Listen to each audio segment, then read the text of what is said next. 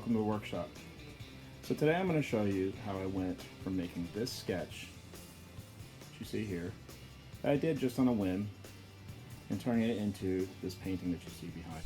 So here it is. I made this painting based on that sketch, and in this video I will show you exactly how I did it, step by step. Hope you enjoy. Happy painting.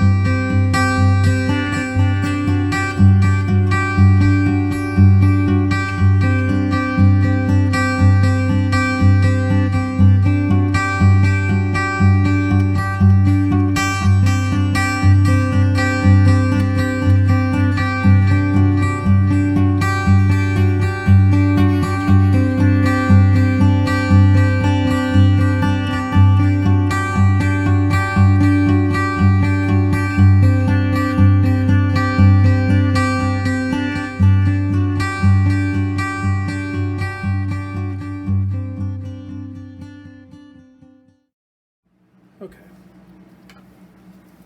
so as you can see, I'm trying to put mist in between these mountain ridges. So I need just a smaller brush to move this very thin white into these lowlands in between the mountains. So far it looks like this is the brush to do, because it's doing a really nice job misting out this white that I wanted. I like that a lot. So I gotta clean it, because if I take that dirty brush back into this white, it's gonna ruin it. And all the stuff I just did is not gonna be there anymore. So let's come over here, do the same thing. Just swirl the white into the dark. More white at the bottom, less white at the top, like so.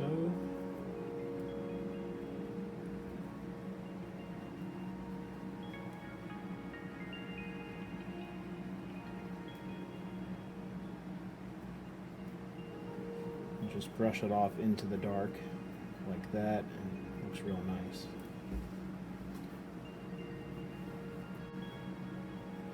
So I've got these ridges jutting out here, so I'm just going to put a little bit of mist behind them. The sun's going to be coming this way, as you can see from the castle. We're really loaded up down here. Just mist the heck out of it. It's a fairy tale castle. We can have mist. We like mist. We want mist. We can do mist. We do need more up here. Let's put some more up here. I didn't quite get this misty enough, and this is pretty far away.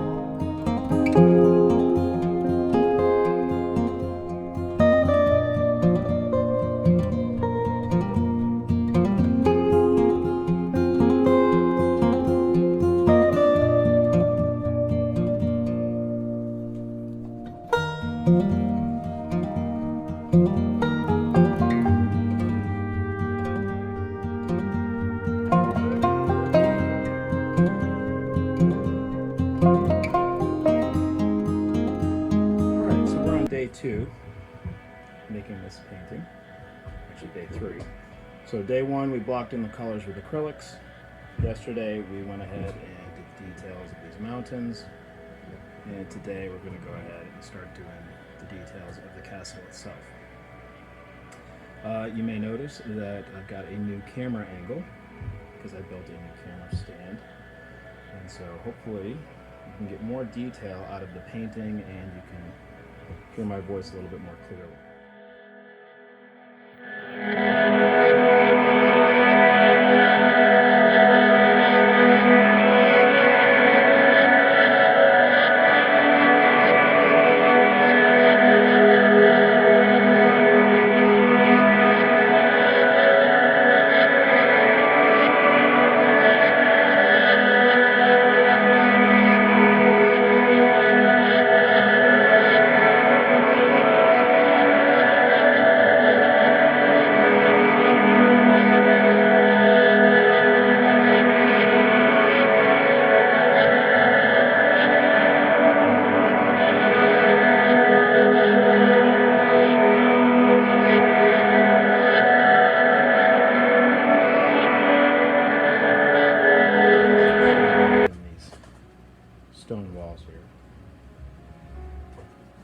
for me, the trick is to try and make the stones look staggered without having to paint every single individual stone, which would be next to impossible for this scale.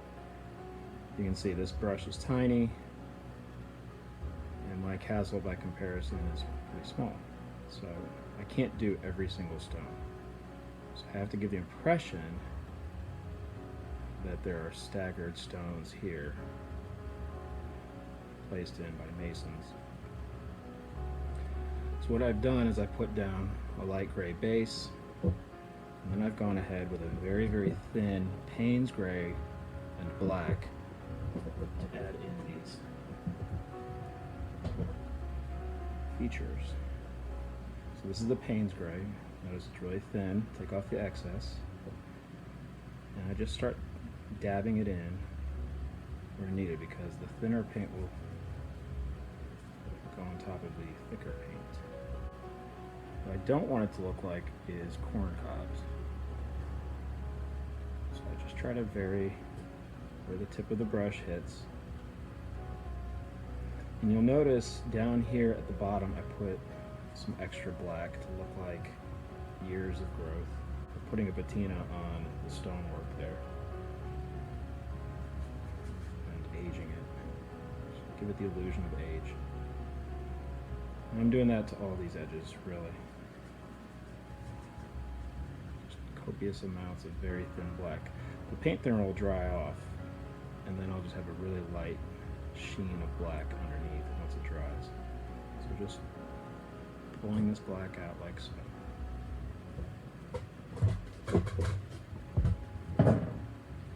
Now, because these are sticking out, I've got to put a shadow underneath. So use the same black, just pull a straight line like that.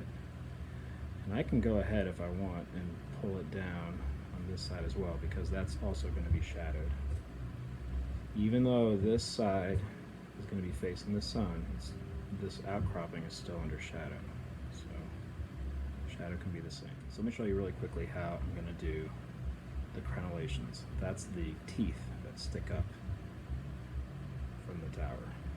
All I need to do is just pop them in. Just like that. Now I know I want to put highlights on these because they're so much bigger. And that just makes them pop and look more authentic. See that? And I can take some of this black, it's thinned, and add it to the top of the crenellations. So there's continuity. Looks really good. Okay. Now, to do the top, same procedure. Go all the way up to the crenellation, just like that. Start with a crenellation there, and there,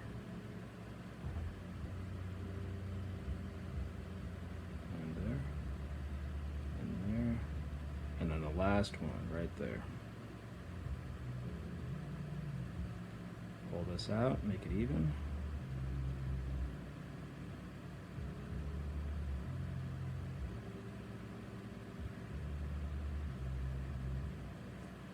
Okay. Now, like before, I want to put a patina. Maybe not quite so severe, so I'll use some thinned Payne's gray and black. It is, after all, on the sunny side. Thin, pull it out. Just start testing the flavor. It's pretty strong, but it mixes with that bright white gray pretty quickly, so it's not a problem. Really want to focus it on the edges. So I can start by pulling the edge down and then pushing it.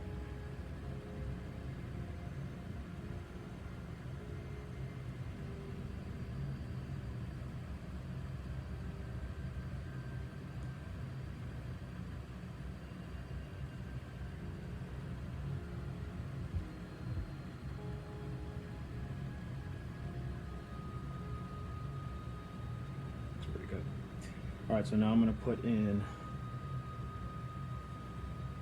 the shadow side of the crenellations on this side of the tower. So make sure my paintbrush is nice and sharp.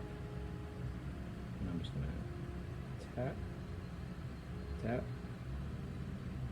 tap,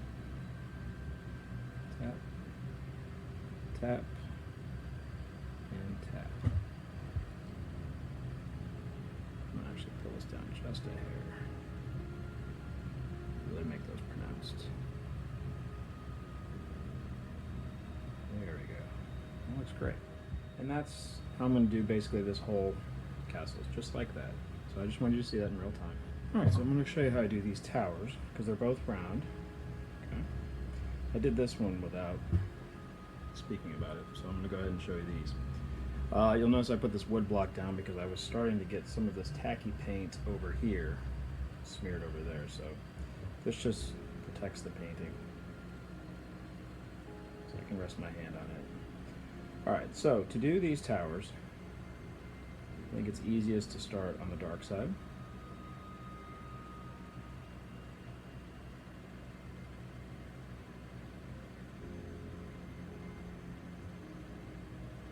Like so.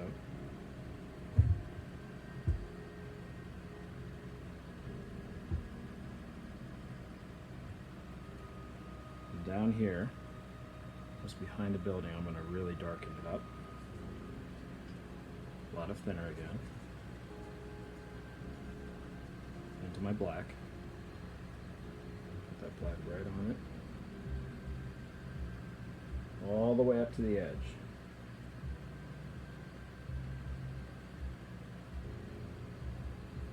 Get the shadow underneath. There's a shadow under this roof.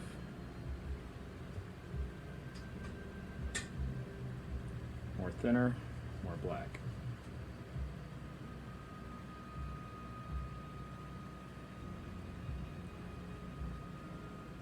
I'll be doing these roofs last, so I'm not real worried about those right now. I'm going to go ahead and use up the rest of this black right here on this outer edge.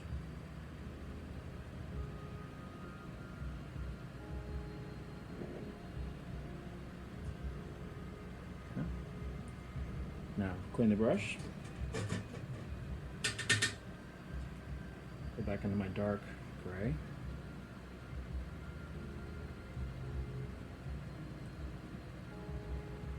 And just tap.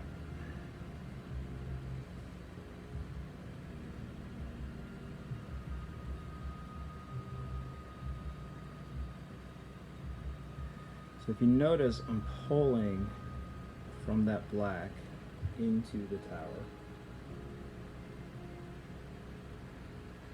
Because it's a round surface, right?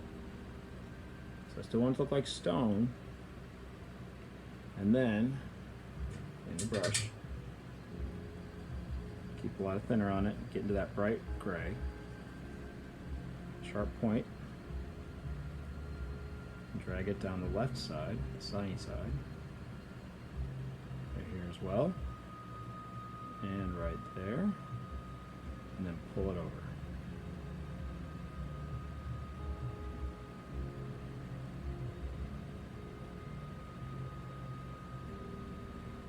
You see I'm doing a series of horizontal lines because it's supposed to give the impression of stonework.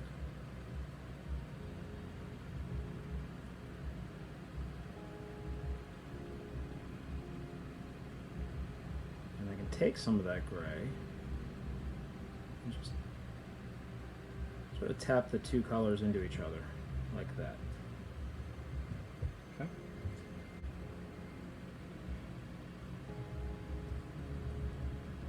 With that. Let's go ahead and put a window in the top tower.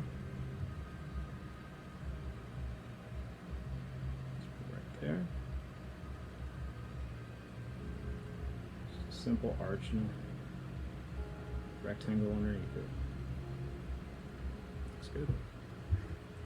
So it's tedious, but it's fun too, because you can imagine yourself. I think all of us at one time or another have dreamed of being in some place like that and calling it home. So it's fun to make your own.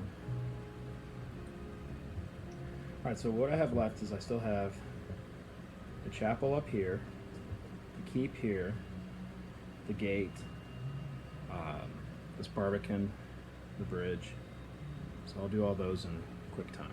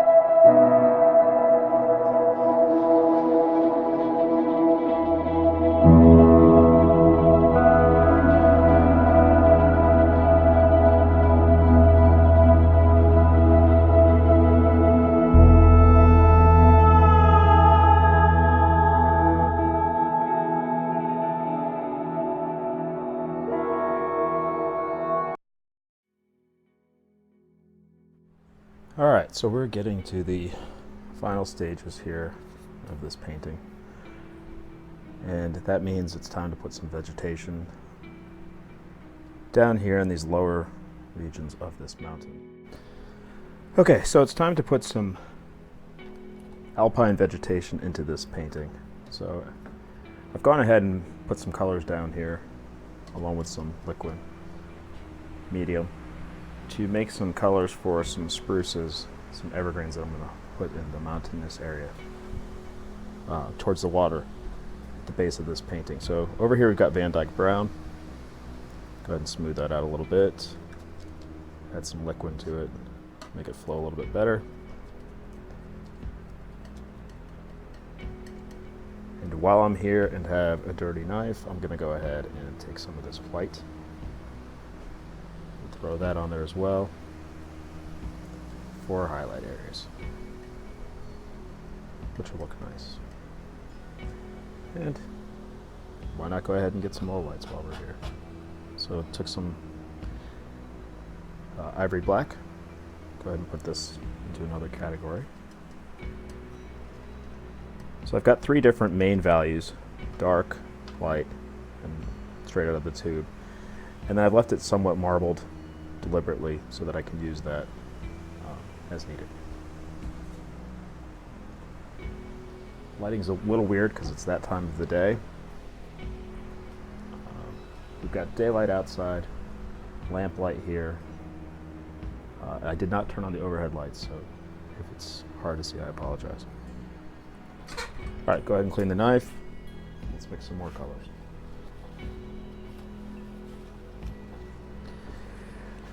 So the greens I want to be kind of in the same flavor as the mountains that we've done. They're somewhat Eastern European, maybe German, alpine, whatever. And so I've got some Prussian blue here. Let's go ahead and flatten that out. Section it up. So that is a giant, giant gob of Prussian blue. All I really need is about that much right there on the knife. I put way too much down. That's okay. We'll make something else with the rest of this. We'll do something with it. Prussian blue is great. You can use it for so many things. Anyway, so over here I've got medium yellow, and I've got lemon yellow, and then yellow ochre. Okay. I don't need much. And I'm going to use some of this medium and start to play with it, see what kind of flavors we get, and see right away, get this really beautiful blue-green.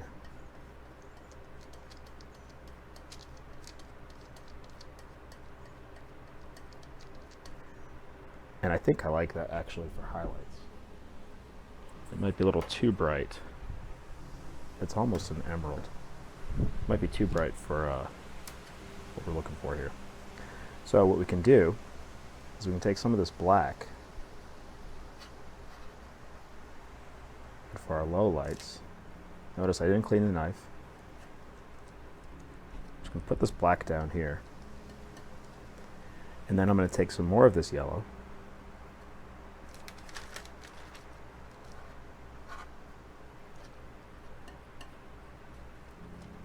Make a much darker green. And this is going to look beautiful as a low light.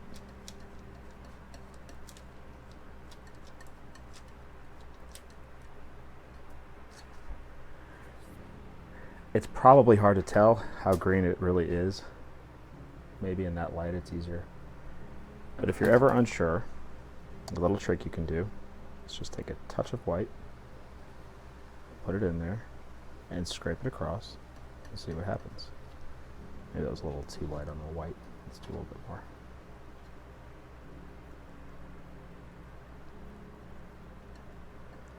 And so this is what I want, a grayish green, almost a metallic green, a bronzy green. It's perfect. I like it just the way it is. Okay. And now I will go ahead and scrape the knife as clean as I can get it. And then clean off the rest with thinner.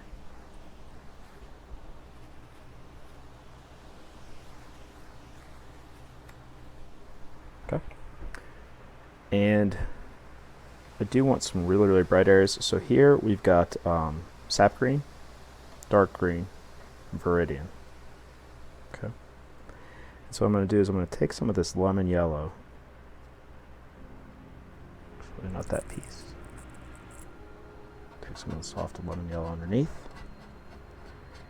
And I'm going to use this along with a section of the sap green for some shrubbery.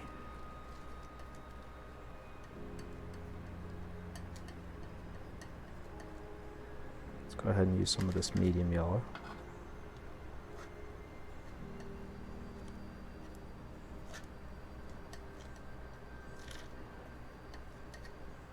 And then the ochre will give it a very nice hue. Make it look much earthier, which is good. We want that.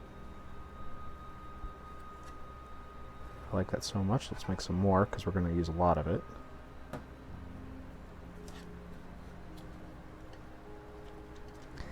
And you can see I'm not mixing it up perfectly because, well, nature's not perfect like that. It's not one color. So this marbling will actually work to my advantage. It's yellow. This lemon yellow here is old. I'm trying to use it up, but it's getting kind of hard. So that's why you see me throwing away tabs of it. And now I'm mixing up with the viridian here, just making another bright color for ground cover. The viridian has a really, really bluish tint to it.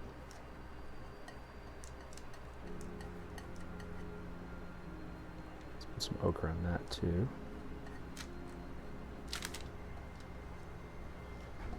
The paper underneath is just wax paper. It'll make cleanup a lot easier.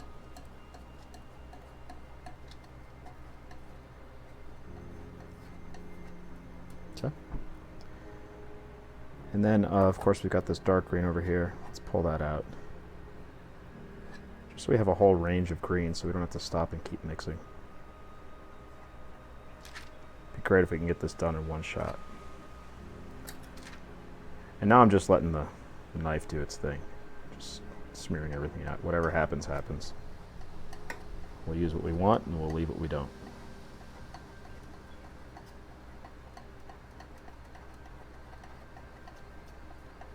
All right, so I'm going to go ahead and clean the knife.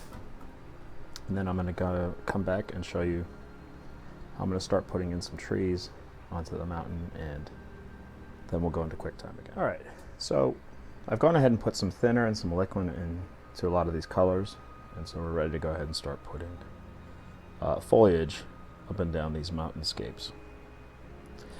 Now I've got to be careful because it was just last night that I finished the detail work on this castle, so this is still wet right through here where it's shiny, like there and there. All that I just did early this morning, about 1 o'clock in the morning. So I'm going to go ahead and move the view to the edge here. And as you know, I'm left-handed, so I've got to work my way from the right to the left so I don't cross over myself. So I'm just going to go ahead and into this brown here with the detail brush. Added some thinner.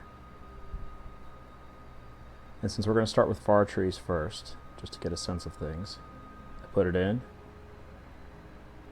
sharpen the point, take the excess off because it's pretty wet. I'm just going to show you in slow or in regular time how this works. So we'll go ahead and put a trunk right there. Don't need much. It's just going to be a beautiful evergreen. Okay. Get some more thinner. The thinner dries pretty quickly. Go ahead and put the thinner on. Get some more of this trunk. And just go ahead and start throwing in some more of these tree trunks. Like that. Now these are very, very light, and that's okay. They're far away. Just putting them in randomly, wherever I feel like. Most of this is going to get covered anyways as it comes down this slope here.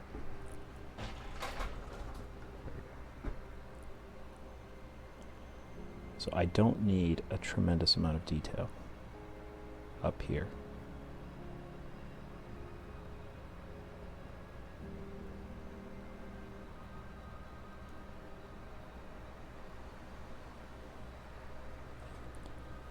As the brush starts to dry, I add more thinner, pull it into the color, turn it, excess off, throw in the trunk. Alright, so I don't want to bore you to death with all the trunks. What I'll show you now is how I actually put in the illusion of trees. Okay. Let's take that glare off. It's better. So we mixed all these greens. Let's go back to this one. This really, really dark. This really dark, almost bronzy green that I was referring to a few moments ago. Really get the brush in there. Pull off the excess. And for trees this far away, I don't need to do much. Just start throwing down some color.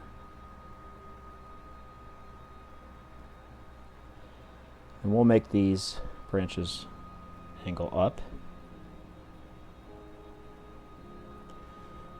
for no particular reason except that I want to. You can choose whatever you want to do on yours. As I come down and want to accent things, I can just simply flick the bristles out like so. Again, don't want to be too detailed here.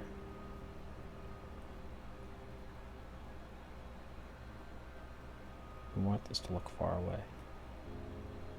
But as the paint comes off the brush, I can use those dried bristles to flick the color out. And it gives the illusion of, separate branches.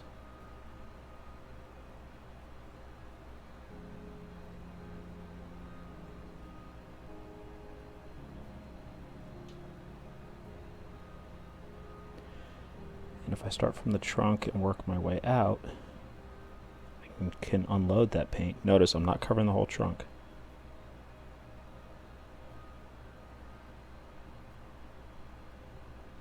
And as this brush becomes drier and less loaded with paint, I can go back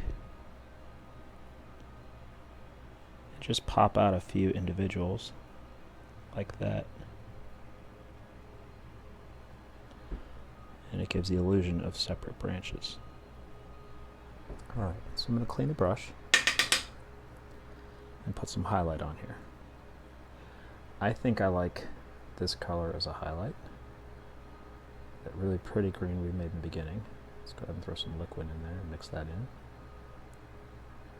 Okay. Take out the excess. And just very, very delicately on the sunny side, which is coming in from the left,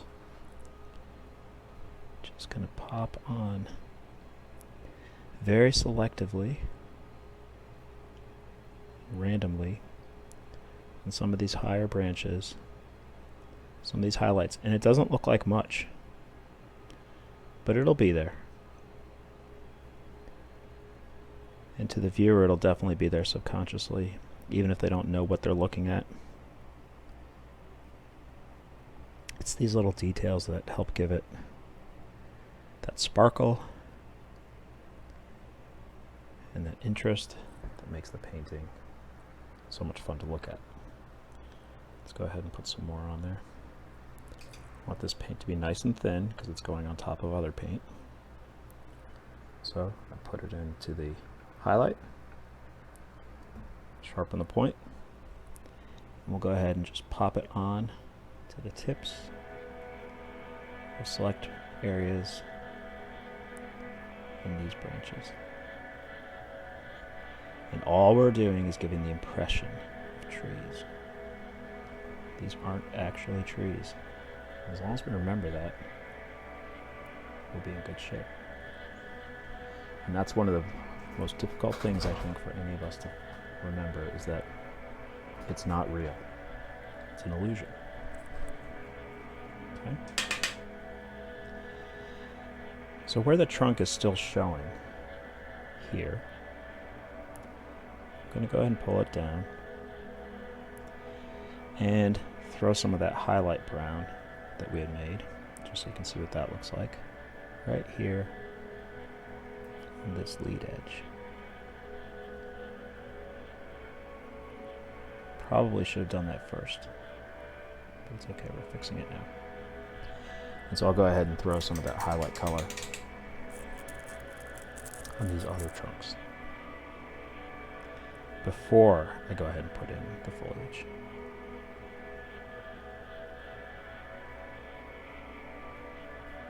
There. And it's these little details that, in my opinion,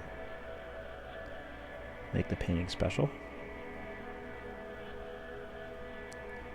and interesting to look at, and make people wonder, how in the world did you do that?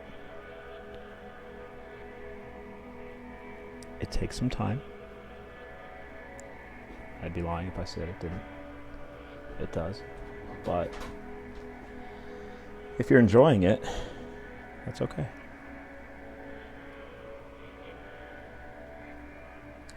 Alright, so I think you've got a good idea of how this works. I'm going to go ahead and switch over to Hyperlapse while I go ahead and finish this alpine forest. I hope you enjoy.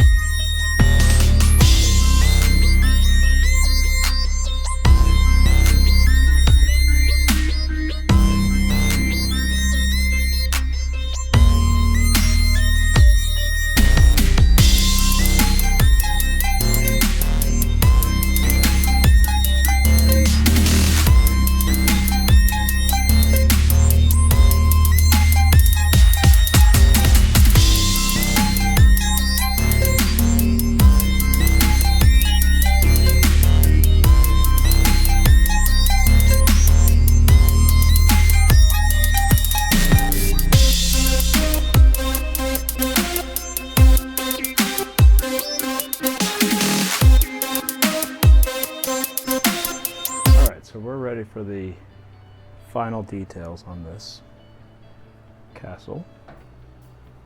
So the first thing I want to do is I want to go ahead and finish up this water. So I've gone ahead and put down the trunks reflected from the shoreline there. Now we're going to go ahead and pull those very, very gently. And I have a brush that I really like to use for this. Kind of old and beat up and works fantastic for this procedure. And so as you can see, it's this really old ratty fan brush, but if you notice there, it's got these bristles poking out, and those do an excellent job for this particular activity. So very, very, very gently, I'm just gonna pull one way and then pull the other. Pull and pull. Pull and pull. Pull. You get the idea.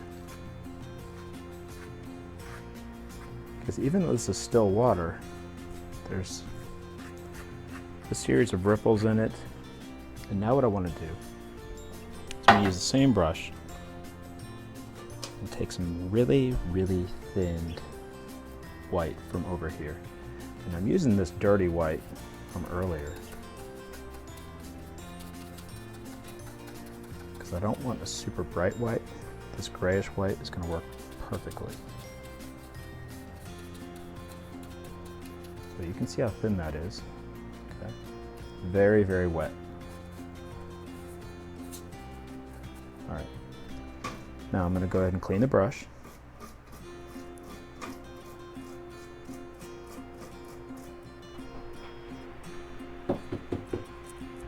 I'm just tapping it off right now and wiping it on the towel. And then picking up just a little bit of white right on the tips of these bristles. Just like that. I'm going to go ahead, starting from the back, start to put in very delicately some more reflections.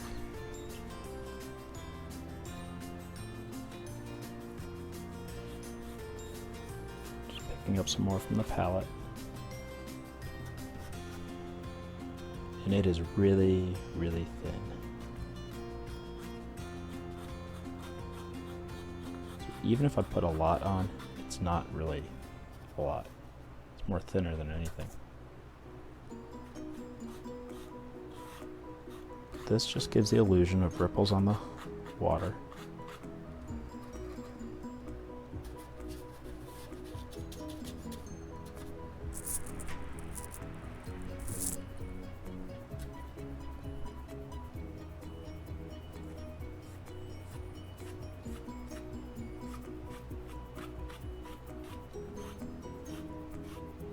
If it's too severe, like right there, I'll just brush it out.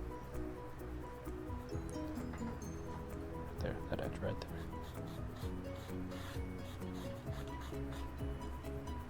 This is much, much more difficult to do when the water is wet.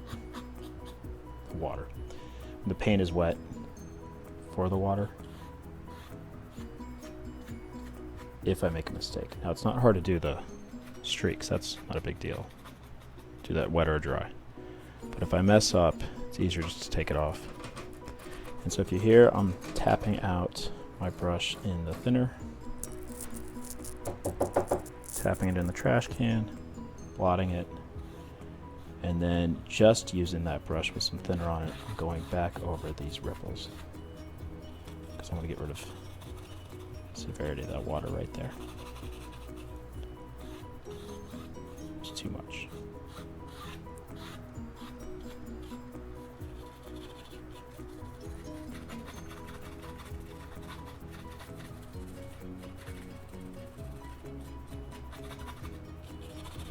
I mean, we do want to see a reflection after all.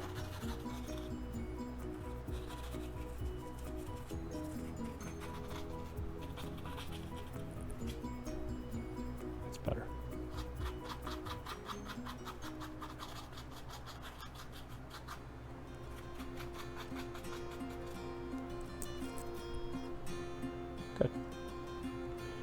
that looks pretty nice. Not much more to it than that. Just putting what you have on the top onto the bottom and then just blending it out. I think I went a little too heavy to the left, so I'm just balancing it a little bit more to the right. And again, it's just giving impressions in the surface of the water. Looks pretty good. All right, the other thing I wanted to do was see about putting some more greenery around the base of these trees. That might be a little bit of overkill, but maybe not. I don't know. We've got all this green though, so let's see what we can do with it. So I've got this brush here.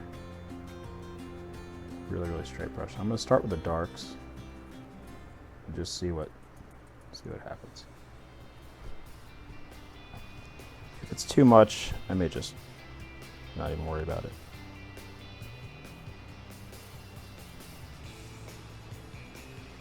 But I don't want this to look like Dracula's castle.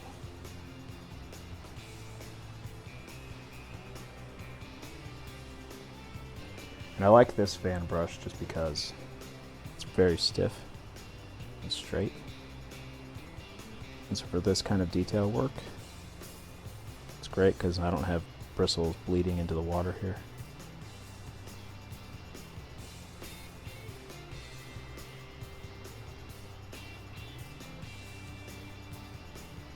Just a lot of control. Alright, so as I get up here, I need it to be darker. And now I'm actually using the spruce color. Just tapping that in right there. This is pretty far away. I don't need a tremendous amount of detail. Just the indication of some growth.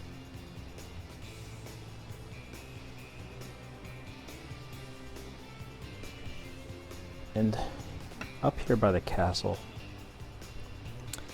I just feel like there should be some sort of greenery. So this one, just placing some colors, working their way up. And you see how wet that is from the thinner. That's great. It'll dry off and then it'll be a really, really thinned out dark green.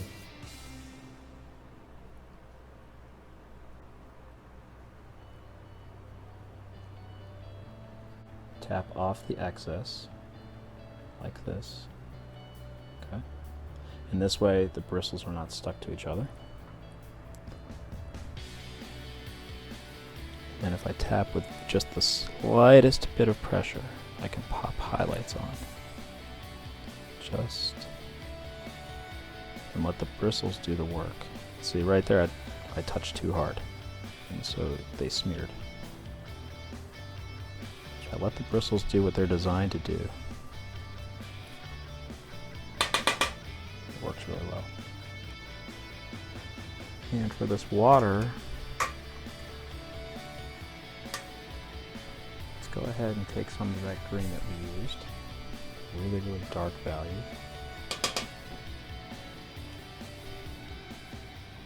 And this is where we find out how brave we are.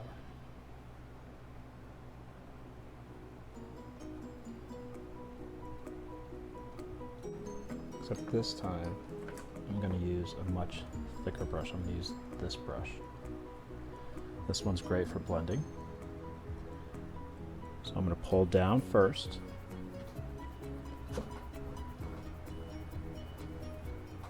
Okay. Just a touch.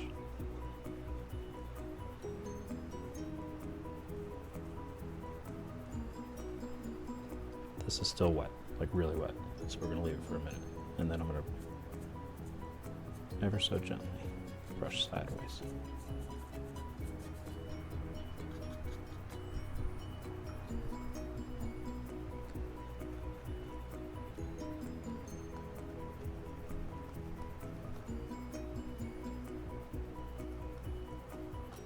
You can see I'm actually sopping up some of this thinner.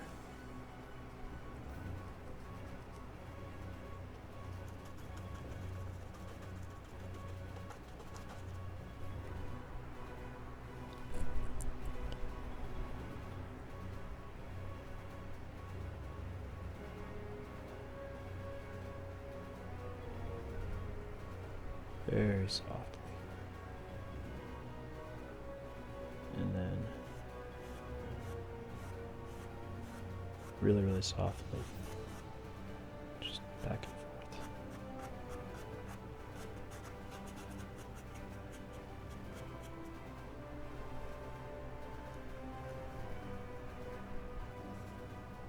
Put some highlights on there.